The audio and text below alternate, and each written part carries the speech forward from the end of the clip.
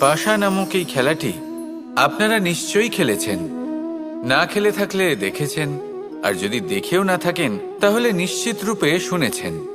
মহাভারতের এই মহাযুদ্ধ কোথাও না কোথাও এই পাশা নামক খেলার কারণে হয়েছিল। পাশার এই বিচিত্র খেলা, দান, এইসবের কারণে কেউ নিজের মাথায় রাজ মুকুট পরিধান করেছিলেন, আবার সেখানেই পরাজিত হওয়ার জন্য কাউকে বনবাসও ভোগ করতে হয়েছিল।